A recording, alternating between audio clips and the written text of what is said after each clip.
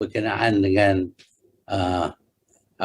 kesihatan, iaitu kerana COVID ini menyebabkan sekarang ini sampai lebih daripada 600,000 orang yang terjangkit, dan daripada jumlah ini 3,000 orang sudah meninggal. Ini menunjuk betapa seriusnya wabak ini di Malaysia. Saya juga buat bandingan tentang keadaan di UK dan juga di US, yang mana walaupun penduduk mereka lebih ramai, tetapi jumlah yang mati itu berkurangan, dan jumlah yang terjangkit setiap hari pun kurang daripada Malaysia, iaitu pada UK. UK ini mempunyai 55 juta orang. Dia tiap-tiap hari lapor 3,000 kes baru, tetapi kita dengan 32 juta orang, tiap hari kita lapor 6,000 lebih sampai 9,000. Jadi jelas bahawa keadaan kita ni lebih teruk. Saya juga menjelaskan tentang masalah yang kita hadapi. Yang kedua ialah berkenaan dengan ekonomi dan finance. Ini juga adalah satu krisis yang teruk.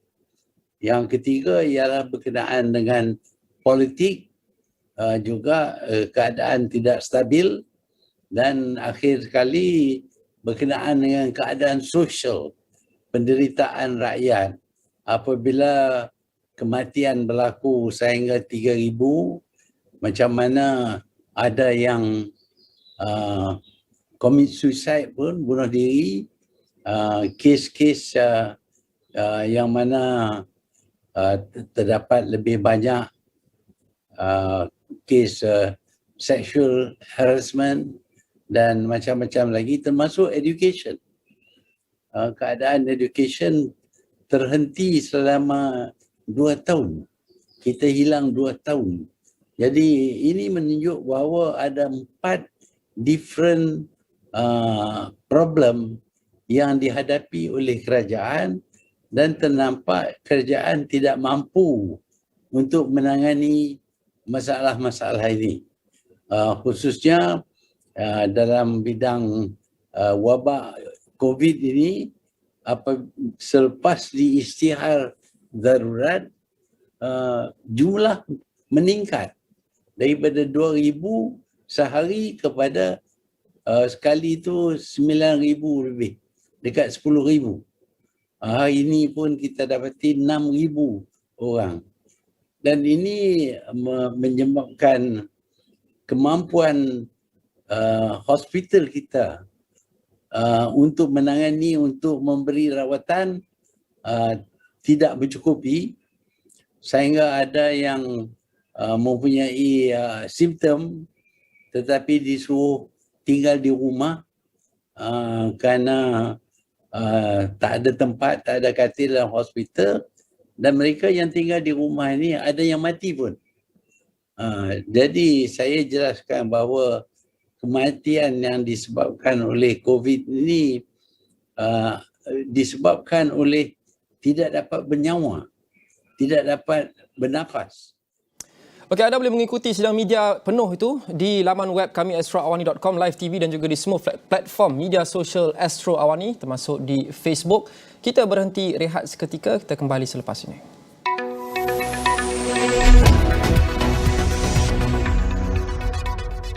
Satu je Nurul. Awak belanja saya ke? Buka aplikasi Hotlink. Jangkit kita. Untuk tempoh 2 minggu ni duduk di rumah. Kalau kita boleh laksanakan PKP Kendiri dan keluarga, saya kira insya-Allah kita boleh berjaya. Akhirnya kita menang. Perang COVID-19 masih belum berakhir. Dalam kita berusaha memutuskan rantaian wabak ini, kita jangan terpedaya dengan virus maklumat palsu. Simak fakta melalui www.astroawani.com atau aplikasi Astro Awani. Teruskan berdisiplin, ratakan lengkungan pandemik ini. The third wave of COVID-19 has taken us by storm. There's no room to take anything lightly. Everyone must follow all the steps to stop the spread of COVID-19. Social distancing, face mask, follow these steps, this SOP with the utmost discipline.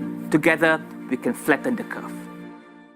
Kini berwajah baru. Ini pula susulan khas pesawat Back Air di Kazakhstan. Pesawat berkenaan dilaporkan tergelincir 2 kali. Notifikasi berita terkini dan navigasi mudah. Bahkan menganggap kerajaan ini gagal. It's a failed government. Dan berkenaan dengan social problem ini banyaklah yang saya sebutkan tadi.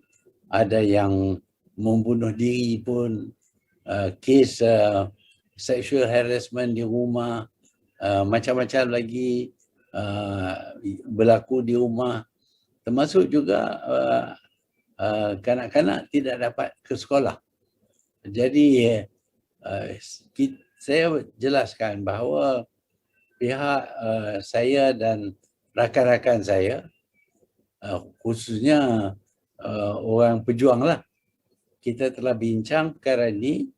Kita telah dapat idea berkenaan dengan bagaimana untuk menangani kesemua 4 problem ini. Itu yang ada kepada kita, dan saya jelaskan sedikit sebanyak berkenaan dengan bagaimana kita nak handle problem ini. Kita ada some idea, tapi kita dapati bahawa pihak kerajaan tak datang dengan idea untuk deal dengan problem-problem ini. Tetapi saya juga akhirnya bangkitkan kemungkinan diadakan satu badan khusus macam Mageran yang diada pada tahun 1969. Jadi ditanya berkenaan dengan penubuhan Mageran ini pada tahun 1969. Penubuhan ini adalah hasil daripada Tunku Abdul Rahman yang menang dalam pilihan raya, meminta supaya Duli Yang Maha Mulia Agong mengisytiharkan darurat. Dan dilantik Tun Razak sebagai orang yang mengurus Mageran ini. Dengan itu saya ditanya sama ada kita kalau nak buat Mageran ini, tentulah kerajaan yang ada sekarang ini mencadang kepada Agong. Kerana dulu pun Tunku cadang kepada Agong. Tetapi saya tak yakinlah yang kerajaan yang ada sekarang ini akan menubuh Mageran. Kerana awal-awal lagi mereka sudah kata bahawa kita tak perlu kepada Mageran. Kerajaan jalan dengan baik. Semua masalah sudah diselesaikan. Pelaburan kuningnya banyak.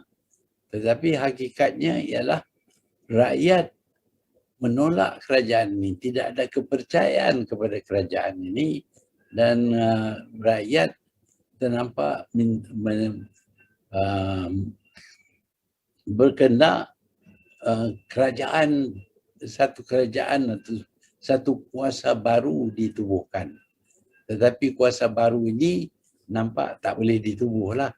Jadi kerajaan yang ada sekarang akan terus menjadi kerajaan dalam Malaysia. Itulah laporan saya, dan kalau ada soalan saya akan cuba jawab.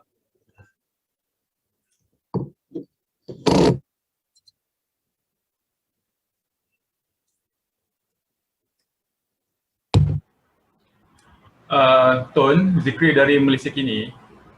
Tun, boleh menjelaskan tak apa benefit yang Tun nampak kalau kerajaan laksanakan di Mageran ditubuhkan untuk handle situasi darurat sekarang ni? Dan juga Tun, boleh tak cerita what was the original purpose of the Agong summoning political leaders to meet with him? Well, itu hak agung lah. Dia nak jumpa dengan sesiapa. Kalau dia perlu jumpa dengan semua political leaders, itu keputusan yang dibuat oleh agung. Sebab itu terpulang kepada agung lah. Saya tak tahu kenapa, sebab apa. Mungkin nak tahu kedudukan dan pandangan-pandangan daripada ketua political leaders ini. Tetapi berkenaan dengan Mageran ini, saya cadang Mageran kerana kita dapati Mageran yang didubuh dulu, yang diketuai oleh Tun Razak, berjaya menangani masalah. Masalah pada hari itu ialah politikal. Politikal masalah ini diselesaikan oleh Tun Razak dengan dia menjemput parti-parti lawan menyertai kerajaan. Dia dapat menarik gerakan PAS, SUPP dan PPP terima untuk bekerja dengan kerajaan. Dengan itu selesai masalah politik yang terdapat, kerana kita tahu pada masa itu nak tubuh kerajaan susah. Pasal di Perak dan di Selangor, di kemenangan alliance pada masa itu tidak begitu jelas. Jadi itu soal politik yang diselesaikan, dan Tun Razak juga membuat cadangan berkenaan dengan New Economic Policy, NEP. Dan dengan dua cadangan ini, maka kita dapat stabilkan, Tun Razak dapat stabilkan politik dalam negara dan terus memerintah dengan majoriti yang lebih kuat. Itu menunjuk bahawa penubuhan badan seperti Mageran ini berjaya menyelesaikan masalah. Dan saya berpendapat bahawa kali ini pun kita boleh lakukan. Kerana pihak kami dalam pejuang umpamanya, kita telah bincang dengan mendalam masalah yang dihadapi oleh negara, dan kita dapat tahu cara-cara untuk menyelesaikan masalah COVID, masalah ekonomi dan finance, masalah politik dan juga masalah sosial. Kita ada idea, tetapi kalau kita di luar daripada kerajaan ataupun tidak ada kuasa, maka sukar bagi kita untuk melaksana. Mungkin idea ini boleh diambil oleh pihak kerajaan, dan kita juga lihat cadangan-cadangan daripada orang yang bukan dalam kerajaan telah diambil oleh pihak kerajaan. Tetapi antara cadangan dengan amalan ada perbezaan yang banyak. Kita boleh buat cadangan, tetapi kalau tak tahu macam mana nak melaksana, dia tak akan jadi. Sebab itulah saya berpendapat bahawa satu badan seperti Mageran diberi kuasa untuk menyelesaikan beberapa masalah yang dihadapi oleh negara.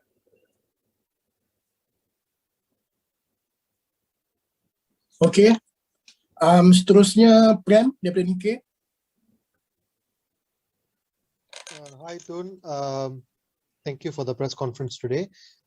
Tun, my question is, did the king give any kind of indication on what would be the discussion of the Ruler Special Council, Ruler Special Meeting, which is happening next week? Is he going to bring in the proposal to the government's proposal to extend the emergency and so forth? And my second question is that what do you think is the right thing to do if it's not an extension of emergency, given the numbers are very high, 5,000, 6,000 now? Because besides Mageran, what else do you think can be done? Thank you. Well, number one, of course, he didn't tell me what he wants to tell the Majlis Raja-Raja. We didn't discuss that much, but I suppose he took down everything that I said. I suppose he is going to inform the Majlis Raja-Raja about what he heard from the leaders who met him. That includes me also. And secondly, what was that? The second one? Huh? Yeah. There is no indication about the rat, although he did ask whether the election could be held next year or at any time. I pointed out that election would be very dangerous because we have seen what happened in Sabah. You have an election, there will be a spike again. So that's what I told him. Right. Is it? Yeah. Tun, there's a question from Sinchu, tapi their mic had a problem sikit, so I'm going to ask a question on behalf of them. Tun, when you suggested to form Mageran, who will lead Mageran then? The current Prime Minister, Tan Sri Muhyiddin, or are there any other candidates? We didn't say who will be, but since I was there, I offered my services. If the government wants, I offered my services. But if the Mageran can only be formed on the proposal by the government, I doubt whether the government is going to propose to have Mageran. Certainly not with me around. Okay. Baik, seterusnya Farhira. Teruskan soalan. Farhira, Malaysia Now. Boleh tanya soalan? Ya. Mana Farhira? Ada soalan tak? Tanya soalan, teruskan. Kalau tak, kita open kepada yang lain dulu. Who has a question dulu? Teruskan, Shannon, Straits Times. Hi, Tun. Shannon here from the Straits Times. Can I just clarify on this proposal of Mageran? Did the Agong raise it, or did you raise it, and did the Agong give his opinion on this proposal? It's not Agong. I actually suggested this. I said that this is what happened in the last emergency that we had. That was a good solution.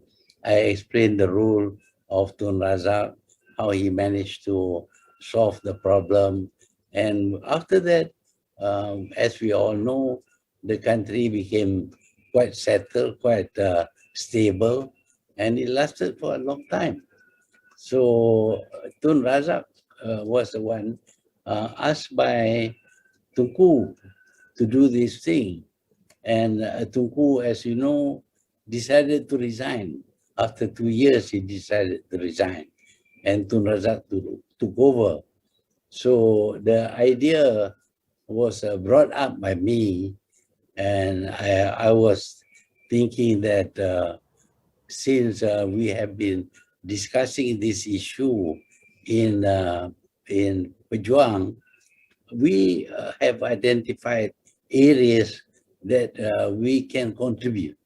So we offer to be, well, not necessarily to be the leader or whatever, that if we have a Mageran type of setup, then we would like to contribute.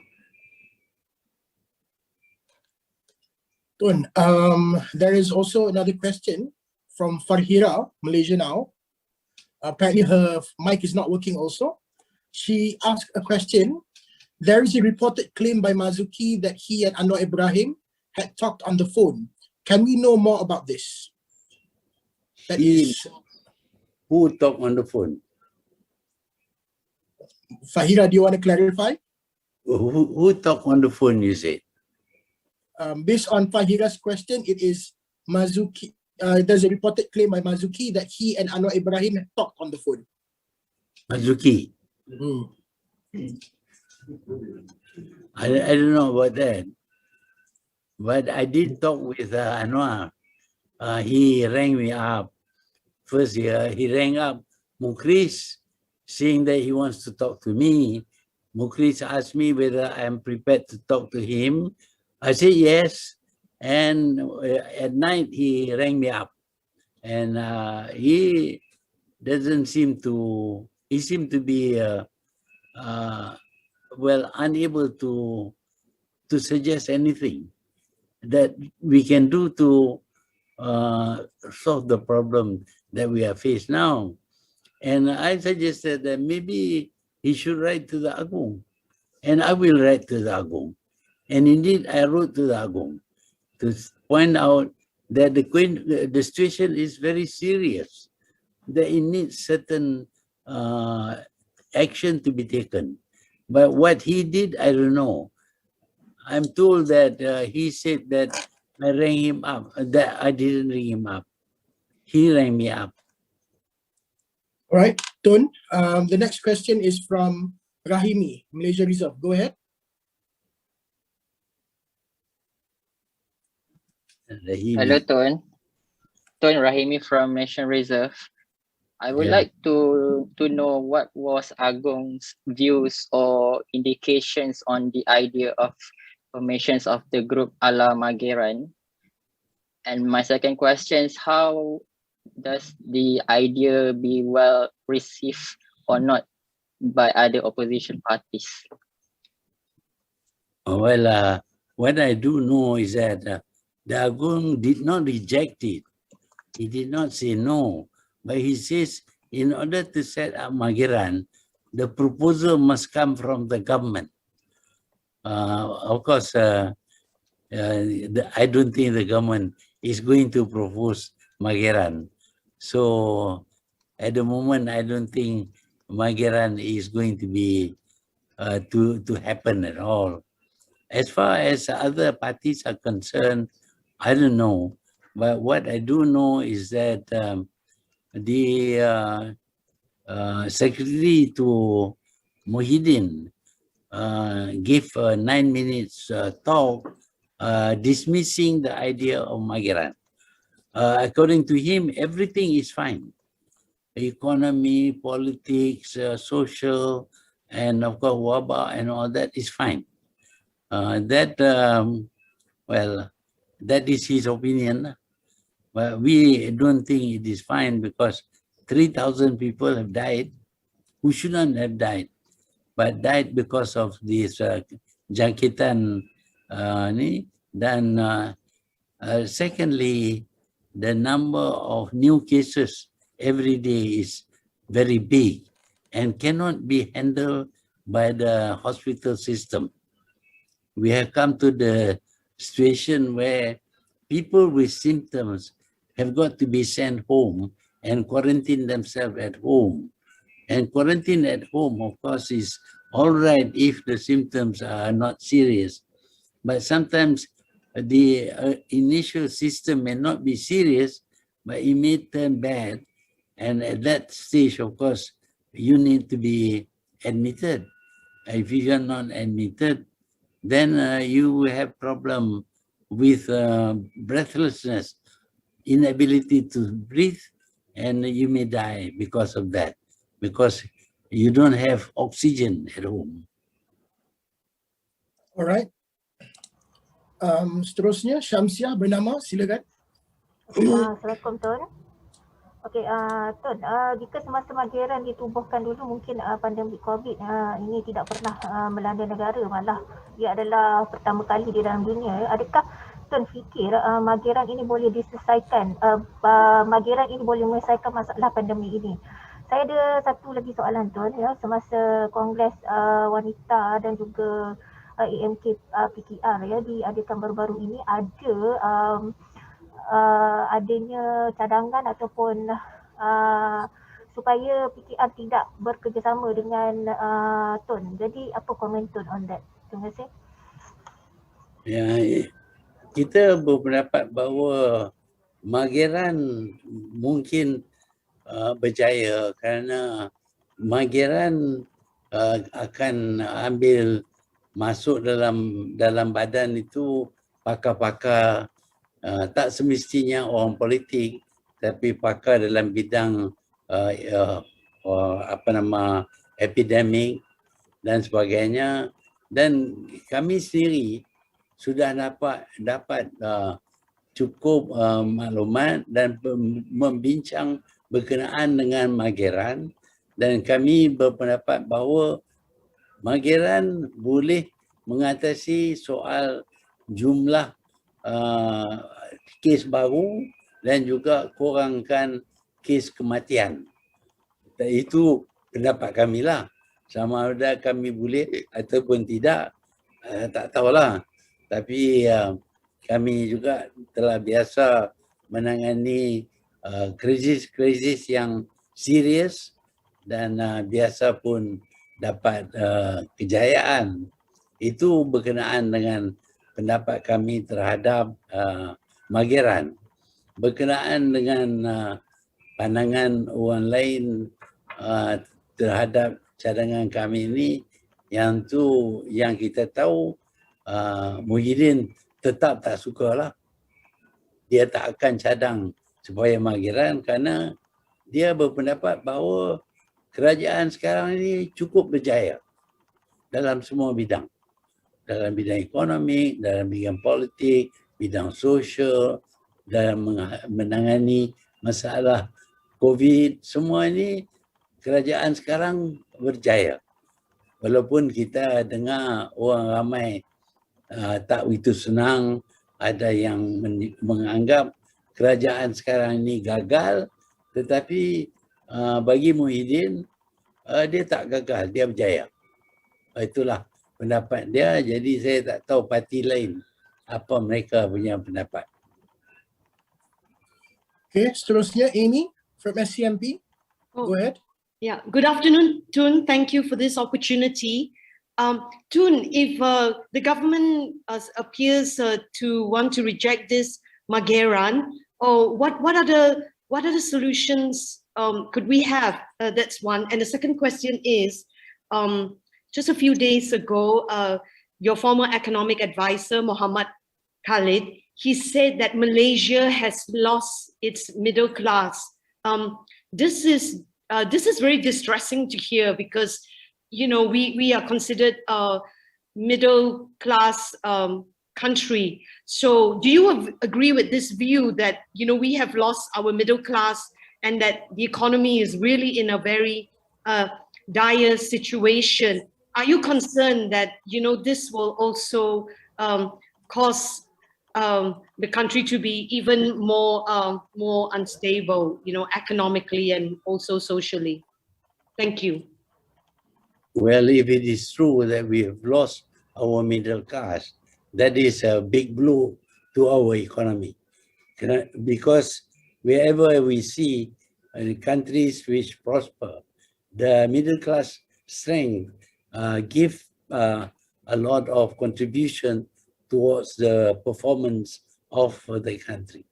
But because of COVID, because of the collapse of many of the economic affairs, economic performance, if we lose the middle class, we are going to suffer very badly, and it will take a long time before we can recover. Now, your first question was about? Question was on the Mageran. If the Prime Minister appears to be rejecting the Mageran, what other avenues do we have to handle the current situation?